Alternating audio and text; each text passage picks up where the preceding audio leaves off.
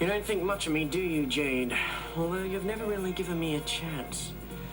What I have to say may shock you, but I think it's time you knew the truth about who I really am and what I need from you.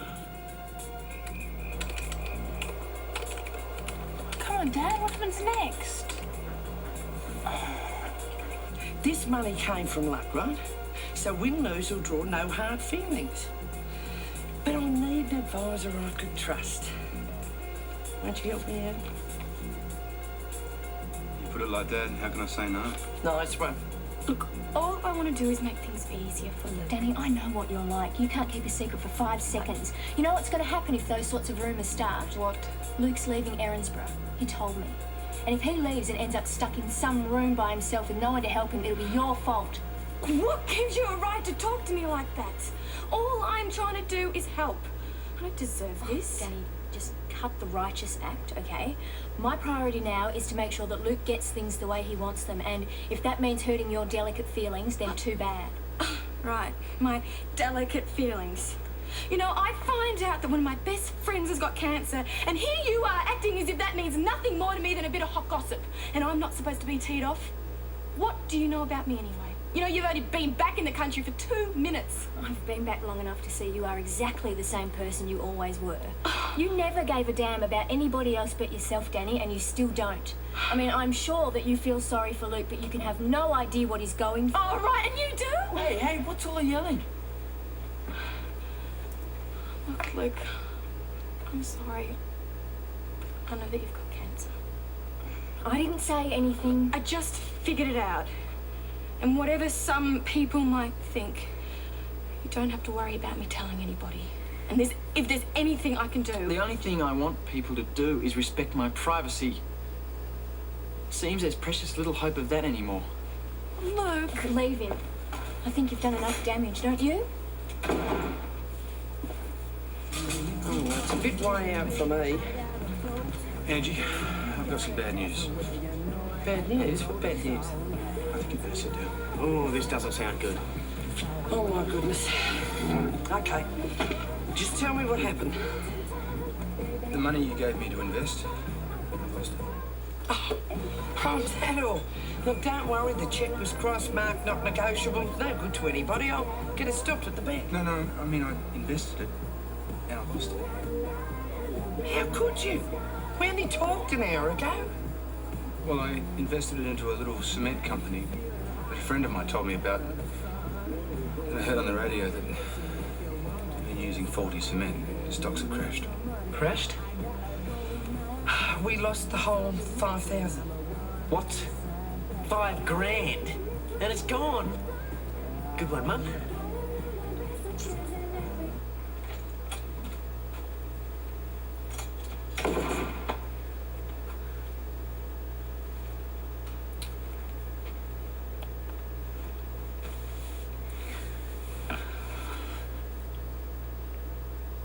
I wish you hadn't found out.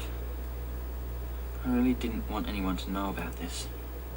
I was gonna find out sooner or later, living in the same house.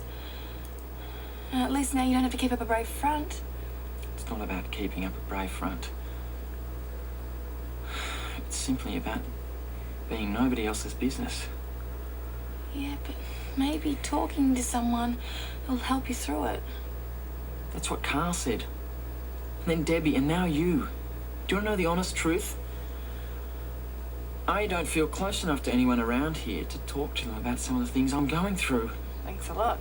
Nice to know what you really think about us all. I'm not saying you're not friends, Danny. I'm just saying that some of the things I'm going through are really, really personal. And knowing that you have cancer isn't. No, it's not. It's superficial. It's a label. Cancer. And anyone can get it, so everyone's sympathetic. But no one really understands what it is or what I'm going through. Yeah, but how do you know?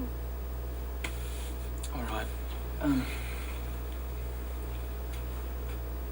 Did you realise that having radiotherapy could stop me having kids? And when I went into the hospital with everything I'm trying to get my head around, they come to me and make sure I know that. Like I wasn't hurting enough already. Suddenly they're saying, if you do survive, the future might not be everything you thought it would be because of the struggle to get there. And then with all that spinning around inside your head, they come to you and ask if you want to donate to a bank. Just in case you do become infertile and you want to have kids later on. I can tell you right now, I never felt less in the mood for anything in my entire life. And now I can't stop thinking how stupid I was for saying no. Look, you might still be able to have kids. Might. That's an important little word when you say it like that. Well, I can't say I'm not disappointed, but easy come, easy go, eh?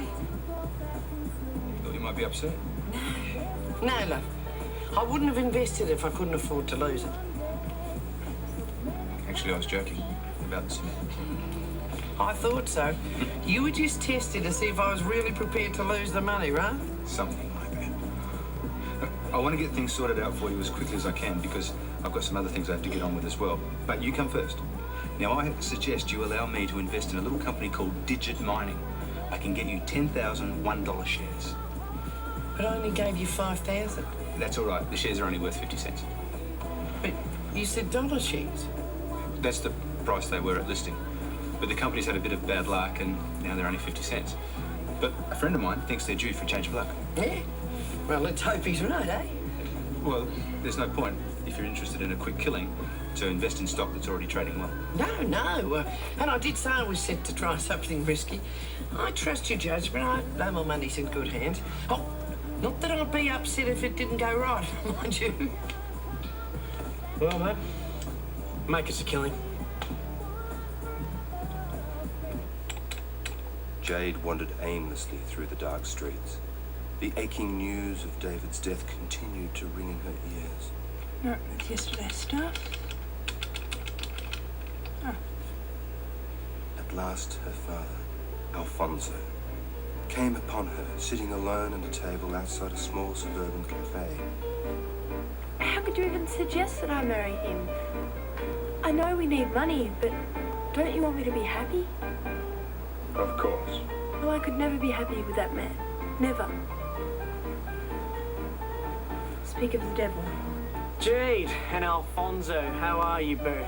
I was going to invite you for dinner, except there is something wrong with my cook. Then you must dine with us, Simon. Jade was just saying how much she enjoys your company. Daddy? I'd love to. And maybe we can chat about our two families becoming closer. No way!